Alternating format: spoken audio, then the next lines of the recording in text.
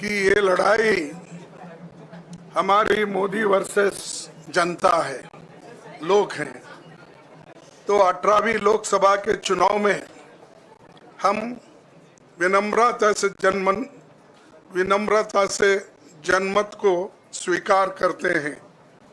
इस बार जनता ने किसी एक दल को पूर्ण बहुमत नहीं दिया, खासकर सत्ताधारी दल भाजपा ने एक व्यक्ति एक चेहरे के नाम पर वोट मांगा। अब ये स्पष्ट हो गया है कि ये मैंडेट मोदी जी के खिलाफ गया है। ये उनकी राजनीतिक और नैतिक हार है। जो व्यक्ति बार बार अपने नाम से ही हर जगह वोट मांगते थे, उनकी ये बहुत बड़ी हार है और नैतिक दृष्टि से ये तो उनको बहुत बड़ा नुकसान हुआ है। आप जानते हैं कि कांग्रेस पार्टी और हमारे इंडिया गठबंधन से बहुत प्रतिकूल माहौल में चुनाव लड़ा। सरकारी मशीनरी ने कदम कदम पर अवरोध डाला, बैंक खाते सीज करने से लेकर तमाम नेताओं के खिलाफ अभियान चलाया। फिर भी शुरू से आखिर तक कांग्रेस पार्टी का कैंपेन सकारात्मक था, पॉजिटिव था। हमने महंगाई, बेरोजगारी, किसानों और मजदूरों की बदहाली और संविधान संस्थाओं का दुरुपयोग जैसे विषयों को केंद्रीय मुद्दा बनाकर हम जनता के सामने गए थे। इन मुद्दों पर बड़ी संख्या में लोग हमसे जुड़े, हमारा समर्थन किया। प्रधानमंत्री ने जिस तरह का कैंपेन किया वो इतिहास में लंबे समय तक याद रखा जाएगा। कांग्रेस के घोषणा पत्र के बारे में मोदी जी ने जो झूठ फैलाया, जनता ने उसे समझ लिया। मैं इस मौके पर कहना चाहूंगा कि श्री राहुल गांधी जी की दोनों यात्राएं, भारत जोड़ो यात्रा और भारत जोड़ो न्याय यात्रा के दौरान लाखों करोड़ों लोगों को मिलना, लोगों की समस्याओं को सुनना और आगे चलकर उन समस्याओं का हल ढूंढना हमारे कैंपेन का आधार बना। हमने इसी को 5 न्याय और 25 गारंटी का नाम दिया और इसी के आधार पर हमने गारंटी कार्ड बनाया।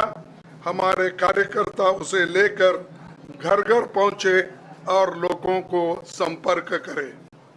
इसके अलावा जो एक महत्वपूर्ण बात है वो भाजपा नेतृत्व की अहंकार की वजह से हुई। उन्होंने धीरे धीरे सारे संवैधानिक संस्थाओं के ऊपर गैर कानूनी तरीके से कब्जा करने की कोशिश की। फिर इनका उपयोग विरोधी दल के खिलाफ करने लगे। जो दब गया उसे दबा के अपने तरफ लिया, जो नहीं दबे उसकी पार्टी को तोड़ दिया, नहीं तो फिर जेल में डाल दिया। लोगों को ये विश्वास हो गया था कि मोदी जी को एक मौका और मिला तो अगला हमला संविधान पर सीधा होगा और लोकतंत्र पर होगा। इसीलिए लोगों को इसके प्रमाण नए संसद सत्र के साथ ही दिखेंगे। खुशी इस बात की है कि भाजपा इस षड्यंत्र में अब सफल नहीं हो पाएगी। मैं इस अवसर पर सीपीपी चेयरपर्सन श्रीमती सोनिया गांधी जी, हमारे लोकप्रिय नेता राहुल गांधी जी, प्रियंका गांधी जी का विशेष मैं धन्यवाद करना चाहता हूं। और इन्होंने दिन रात बराबरी से पूरे देश में कैंपेन किया और हमें एक मजबूत स्थिति में पहुंचाने के लिए भारी मदद इन्होंने की। और मैं ये कहूँगा कि इनके वजह से हमको बहुत बड़ा प्रोत्साहन देश में मिला और आज ये स्थिति जो बनी है उनके वजह से बनी। और हमारे करोड़ों कार्यकर्ता जो है देश में, उन्होंने भी हमारा साथ दिया, इसीलिए मैं बहुत बहुत उनको धन्यवाद देता हूं। आखिर मैं इंडिया गठबंधन के अपने सभी साथियों और शुभचिंतकों का धन्यवाद करता हूं। सभी एक साथ मिलकर एक स्वर में रहे, सभी ने मिलकर प्रचार किया और एक दूसरे की मदद की। हमारे हजारों लाखों कार्यकर्ताओं ने अच्छे तालमेल के साथ काम किया। आप सभी का धन्यवाद। अभी हमारी लड़ाई अंजाम तक नहीं पहुंची है।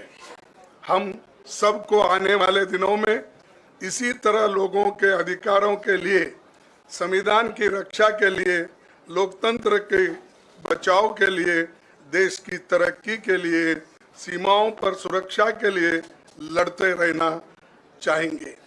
हमें सुनिश्चित करना होगा कि संसद सुचारू रूप से चले, विपक्ष के मुद्दों को प्राथमिकता मिले, संसद में उन पर बहस हो। आने वाले दिन महत्वपूर्ण होंगे। हम आपसे बात करेंगे जब कभी भी मौका मिले।